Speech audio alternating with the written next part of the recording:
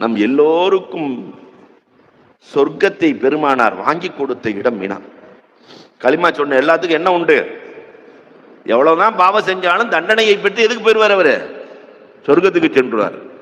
அதை வாங்கி கொடுத்த இடம் பெருமானார் மினாவில் துவா கேட்கும் போது சஜிதாவில் விழுந்து கேட்கணும். அது சிறப்பு. இப்படி வேணாலும் கேட்கலாம், சஜிதாவில் கேட்பது சிறப்பு. பெருமானார் ஸல்லல்லாஹு அலைஹி வஸல்லம் அழுதார்கள். ஜிப்ராயில் அலைஹிஸ்ஸலாம் தட்டி எழுப்பி, ரசூலே, உங்க உயிர் போய்விடும் போல் தெரிகிறது, உங்களுக்கு என்ன வேண்டும்? மூத்தாயிருவீங்க போல தெரியுது, என்ன வேணும்? அப்ப ரசூலுல்லாஹ்வுக்கு எவ்வளவு தேவை இருந்துச்சு தெரியுமா? ரசூலுல்லாஹ் ஹஜ்ஜுக்கு போகும்போது 7 பிள்ளைகள்ல 6 பிள்ளை மௌத்து. 6 பிள்ளை இல்ல, 3 ஆம்பளை பிள்ளை 3 வயசை தாண்டவே இல்லை. 3 வயசுக்குள்ளேயே 3 பிள்ளையும் மௌத்து. பொம்பளை பிள்ளைய 3 பேர் மௌத்து, 30 வயசை தாண்டவே இல்லை.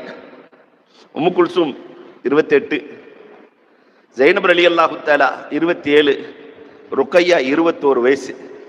நாம இருந்தா என்ன கேட்டோமா, யா அல்லாஹ், இந்த பிள்ளைய சின்ன வயசுலயே போயிருச்சு, அவங்களுக்கு சொர்க்கத்தை கொடு ரப்பே, அல்லது இருக்கிற என் ஃபாத்திமாவுக்காவது நீண்ட ஆயுள கொடு, அந்த குலம் செழிக்க, கோத்திரம் செழிக்க ஏதாவது வழி செய்து கொடு. பிள்ளைகளுக்கு கேட்பமா இல்லையா? ரசூலுல்லாஹ் உயிர் போயிரு, எந்திரிங்க, உங்களுக்கு என்ன வேண்டும் என்று கேட்கிற போது பெருமானார் ஸல்லல்லாஹு அலைஹி வஸல்லம் தன் குடும்பத்தை நினைக்கவே இல்லை. என் உம்மத்திற்கு சொர்க்கம் வேண்டும், என் உம்மத்திற்கு சொர்க்கம். அல்லாஹ் சொல்லிட்ட முடியாதுன்னா 3ல ஒரு பகுதிக்கு தான். மீண்டும் சஜிதாவிலே விழுந்தார்கள், அழுதார்கள். ஜிப்ராயில் அலைஹிஸ்ஸலாம் தட்டி எழுப்பி, உம்மத்துல பாதி பேருக்கு சொர்க்கம் இருப்பதாக அல்லாஹ் சொல்லிவிட்டான். மீண்டும் சஜிதாவிலே விழுந்தார்கள், அழுதார்கள். அல்லாஹு அக்பர். ஜிப்ராயில் எழுப்பி, களிமா சொன்ன அத்துணை பேர்களுக்கும் சொர்க்கம் இருக்கிறது, எழுந்திருங்கள் நபியே.